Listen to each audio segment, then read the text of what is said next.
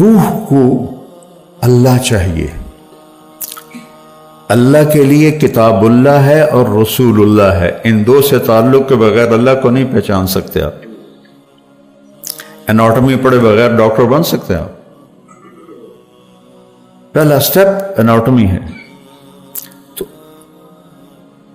اندر کی دنیا آباد ہو جائے تب جا کے انسان کو سکون ملتا ہے. سب سے زیادہ پاورفل طاقتور امریکہ ہے، تو وہاں سب سے زیادہ نشہ بکتا ہے. کیوں؟ ان کو تو نشہ نہیں کرنا چاہیے، ان کے پاس تو ہر چیز اویلیبل ہے، جو چاہیں وہ کریں، کوئی روکنے والا نہیں. پھر نشہ کیوں کرتے ہیں؟ یہ ہماری نوجوان نسل نشوں میں پڑ گئی ہے. کیوں پڑ گئی ہے؟ کہ یہاں بربادی ہے. یہاں اس کے لیے کتاب اللہ ہے، رسول اللہ ہے، جو ہمیں اللہ کا پتہ بتاتے ہیں. الحمدللہ رب العالمین. پہلا تعارف دیکھیں اللہ کے. اور سبحان اللہ، اللہ کے صفاتی ناموں میں سب سے بڑے نام دو ہیں، رحمان اور رحیم. سارے بڑے ہیں لیکن ان میں سب سے بڑے یہ دو نام ہیں، الرحمن الرحیم. قرآن میں ایک ہی سورت شروع ہوئی ہے الرحمن سے، تو اس کو قرآن کی دلہن کہتے ہیں علماء، الرحمن. تو اللہ نے بسم اللہ الرحمن الرحیم، الحمدللہ رب العالمین، الرحمن الرحیم، ہمیں تسلی دینے کے لیے کہ میں رحمان و رحیم ہوں. چونکہ قرآن قانون بتائے گا، زندگی کا طریقہ بتائے گا، تو مجھے یاد کرنا میں رحمان و رحیم ہوں. کوئی سخت بات نہیں ہوگی. لا یکلف اللہ نفسا الا وسعہا. کوئی ایسی بات نہیں کہوں گا جو تم نہ کر سکو. ہاں نفس بگڑ جائے تو وہ تو اور بات، وہ اللہ کا انکار کر دیتے. یعنی قربان جائیں سورہ بقرہ کا جو آخر ہے اور سورۃ فاتحہ. ہمارے نبی نے فرمایا یہ اللہ نے مجھے عرش کے خزانوں سے یہ کلام دے. اس کو جبریل لے کر نہیں آیا، جبریل آئے ساتھ ایک فرشتہ آیا اسپیشل یہ دو کلام لے کر. للہ ما فی السماوات سے لے کر فانصرنا علی القوم الکافرین اور سورۃ فاتحہ. سورۃ فاتحہ سارے قرآن کا خلاصہ ہے. ساری آسمانی کتابوں کا خلاصہ قرآن ہے، اور قرآن کا خلاصہ سورۃ فاتحہ ہے، اور سورہ فاتحہ کا خلاصہ ہے ایاک نعبد و ایاک نستعین. صرف تیری بندگی اور تجھ سے مانگنا. میں تو جہالت کا دور ہے، قبروں میں گرے پڑے ہیں، پیروں کے سب پاؤں میں پڑے ہیں. سائیں تسی سب کچھ کر سکتے ہو، کوئی اللہ کے سوا بھی کچھ کر سکتا ہے؟ کوئی جسے جس وقت پکارو اسی وقت جواب دے، وہ تو صرف اللہ ہے اور تو کوئی نہیں. جو پیدا بھی ہوا، جو مر بھی گیا، وہ کیسے حاجت روا ہو سکتا ہے؟ وہ صرف اللہ ہے. میں نے کہا الرحمن ہوں الرحیم ہوں، تم پر کوئی مشکل نہیں ڈالوں گا. اور آگے سنیے، وہ پچھلا مضمون چھوڑ دیتا ہوں پھر بات لمبی ہو جائے گی. اللہ نے ہمیں دعا کیا سکھائی؟ دعا کیا سکھائی؟ ربنا لا تؤاخذنا ان نسینا او اخطانا. یا اللہ کبھی جان بوجھ کے غلطی ہوگی، کبھی بھول چوک سے ہوگی، میری پکڑ نہ کریں. اللہ کہہ رہا ہے کہ اے منگو میرے کو لو. آپ کے پاس کوئی ڈاکٹر آئے کہ جی کبھی گڑبڑ جان بوجھ کے ہوگی، کبھی غلطی سے ہوگی، لیکن مجھے نکالنا نہیں، کیا خیال ہے؟ خود آپ پہ چلان ہو جائے گا میاں ادریس کا. تو وہ شہنشاہ کہہ رہا ہے میں قربان جاؤں، کہہ رہا مجھ سے مانگو. پیچھے جو مضمون ہے نا اس میں ہے اطاعت کا حکم ہے، سمعنا و اطعنا. یا اللہ مان لیا، سر جھکا لیا. تو اب اس میں کوئی مشکل نہ ہو تو اللہ کہہ رہا ہے منگو. لا تؤاخذنا ان نسینا او اخطانا. مواخذہ ہوتا ہے کہ پوچھ گچھ بھی نہ کرے، پوچھ گچھ کر کے چھوڑ دے اس کو. وہ مواخذہ میں آ جاتا ہے، وہ پکڑ میں آ جاتا ہے. لا تؤاخذنا، یا اللہ نہ پوچھی، تو نہ غلامی. ان نسینا کبھی بھول کے ہوگا، اور اخطانا کبھی خطا ہوگی جان بوجھ کے ہوگی. بتاؤ یہ شرط کے ساتھ کوئی کہیں نوکری کر سکتا؟ اگلی سنو، ربنا لا تحملنا ربنا لا تحمل علینا اسرا کما حملتہ علی الذین من قبلنا. سبحان اللہ، یا اللہ جو پہلوں کو تو نے اوکھے اوکھے حکم دیے تھے ہمیں نہ سنائیں، ہمیں سوکھے سوکھے سنائیں. ایک مراسی بیمار ہو گیا، بخار ہو گیا، نام تھا اس کا ایوب. ہفتہ بخار نہیں لتھا، وہ آخر لگا یا اللہ بھلی تو نہیں پہ گئے ہیں، میں ایوب نبی نہیں، ایوب مراسی ہاں، میرا بخار تھا لے جا. تو اللہ نے ہمیں، میں قربان جاؤں، کہہ رہا ہے یہ مانگو کہ آپ سے آ کر کوئی ڈاکٹر جی جو کام مشکل ہونا وہ نہ مجھے بتانا، سوکھے سوکھے کام بتانا. تو اسے کہو گے اور راہ جاندہ پہ بارودے چڑھ جا. اور اللہ کہہ رہا ہے مجھ سے مانگو، میں قربان جاؤں کہ یا اللہ جو تم نے پہلوں کو بڑے مشکل حکم دیے تھے نا وہ نہ ہمیں دینا، سوکھے سوکھے دینا. بات تو مکمل ہوگی نہیں، اور مانگو کیا؟ ربنا لا تحملنا ما لا طاقت لنا بہ. یا اللہ چاہے کم سوکھا ہی ہوئے وہ میں نہ کر سکا وہ بھی نہ آکھیں.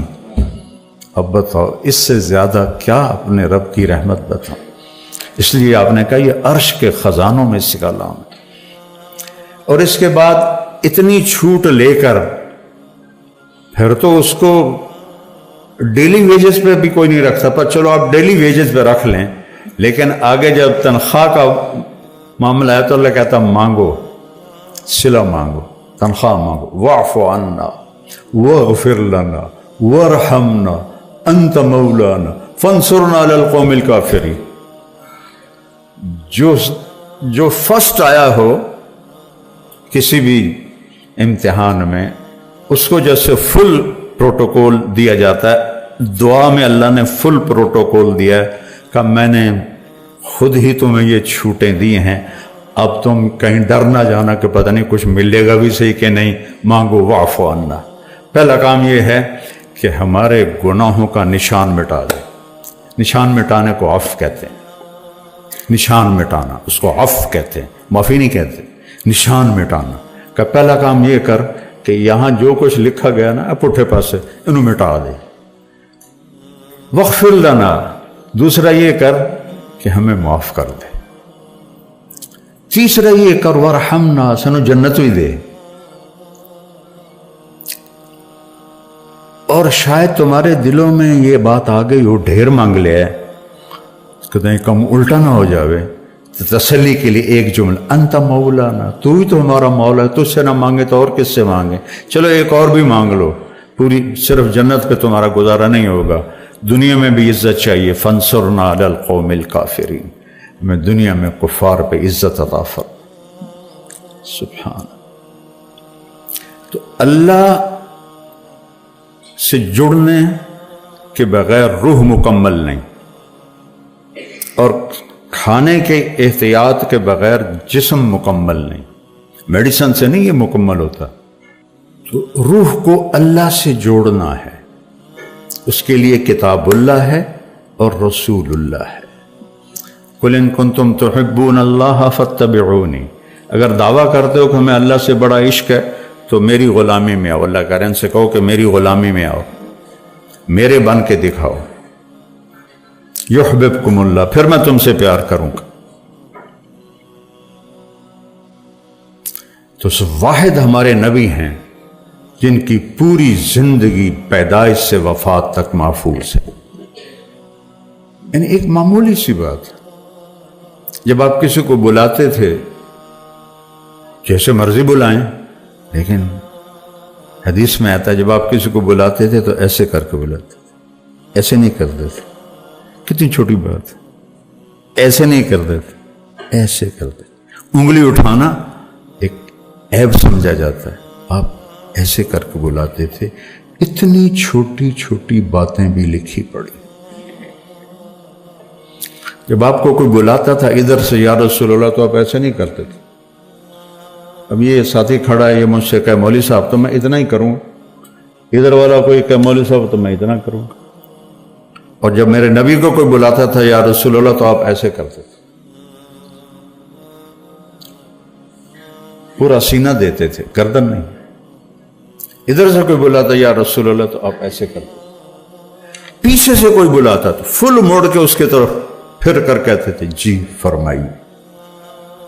میں نے آپ کو ایک چھوٹی سی مثال دی کہ میرے نبی کی زندگی کا ایک ایک ذرہ لکھا پڑا ہے۔ کوئی نبی ایسا نہیں ہے جس کی زندگی اس طرح محفوظ کی گئی ہو۔ آپ کی چال کیسی تھی، آپ کی رفتار کیسی تھی، آپ کا معاملہ کیسا تھا، آپ گھر میں کیسے تھے، آپ باہر کیسے تھے، آپ نے شادیاں کیوں کی، زندگی سمجھانے کے لیے، چونکہ سب سے مشکل رشتہ خامد اور بیوی ہے، اسے نبھانا سب سے مشکل ہوتا ہے۔ تو آپ نے کہا دیکھو مجھے عورتوں کی کوئی خواہش نہیں ہے، میں نے جہاں شادی کی، جہاں بیٹی کی شادی کی، اللہ کی وحی آئی پھر میں نے قدم اٹھایا، ورنہ 25 سال کا نوجوان 40 سال کی بیوہ عورت سے شادی کر سکتا ہے؟ آج کسی 25 سال کے بچے کو اس کا باپ کا پترا ہے 40 سال دی بیوہ ہے تیری شادی کرنی، وہ تو کراچی دوڑ جاوے گا۔ تو آپ نے 25 برس 40 سال کی عورت کے ساتھ گزارا،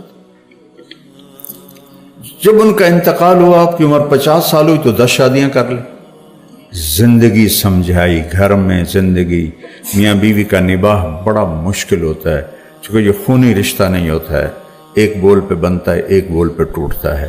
تو یہ سب سے مضبوط ترین اور اہم ترین رشتہ ہے کہ اس سے رشتے جنم لیتے ہیں۔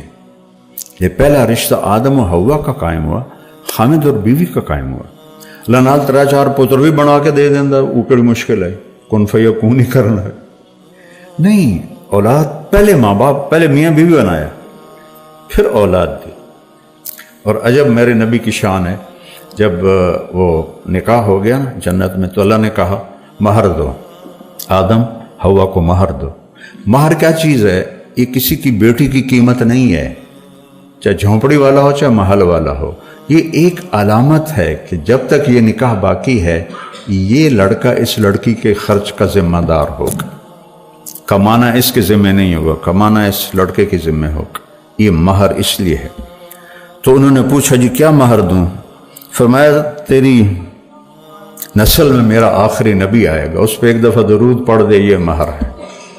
کم از کم دن میں 300 دفعہ تو چلتے پہ صلی اللہ علیہ وسلم ہی پڑھ لو تو یہ کثرت سے درود والا بن جائے گا۔ جو 300 دفعہ پڑھے کثرت سے درود والا ہے، اور جو کثرت سے درود پڑھتے ہیں اس کی تو کوئی حد نہیں، لیکن 300 سے وہ کثیر میں آ جاتا ہے، جیسے 33 نمبر سے پاس ہونے والوں میں آ جاتا ہے۔ آپ نے کہا میں ان کی شفاعت کروں گا قیامت کے دن۔ اپنے نبی کو پڑھو، ان کی زندگی پڑھیں۔ کسی بھی علم سے انسان نہیں بنتا سوائے علم نبوت اور در رسالت پر سر جھکانے کے بغیر انسان نہیں بنتا ہے۔ ایک دفعہ ایک بدو آیا، کہنے لگا محمد آپ کبھی بدتمیزی کا جواب بدتمیزی سے نہیں دیتے۔ ہم کہا لبیک، ورنہ آپ کہتے ہو میں نبیوں کو منہ سنبھال کے بات کر۔ لبیک، کہا تیری 3 باتیں بڑی عجیب ہیں، سمجھ نہیں آتی۔ آپ نے کہا کیا؟ کہا تو کہتا ہے ہم پیو دادے کا دین چھوڑ کے تیرا دین قبول کر لیں گے۔ کیوں؟ ہم کیوں چھوڑیں گے؟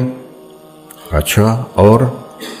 تو کہتا ہے روم بھی فتح ہو جائے گا، ایران بھی فتح ہو جائے گا، اے جڑے بیٹھے ہوں اے فتح کرن گے، کپڑے پورے نہیں، جوتی کوئی نہیں، روٹی کوئی نہیں، انہیں فتح کرنا ہے، یعنی سپر پاور ایران اور روم۔ ہم کہا اچھا اور؟ تیسرا تو کہتا ہے مر جائیں گے، مٹی ہو جائیں گے، پھر اٹھ جائیں گے۔ بل آج تک کوئی قبریں چ اٹھی کے آیا؟ آپ مسکرائے۔ آپ نے کہا لعل الحیات تطول بک، جس کو بھی آپ نے یہ جملہ بولا اس کی عمر بڑی لمبی ہوئی۔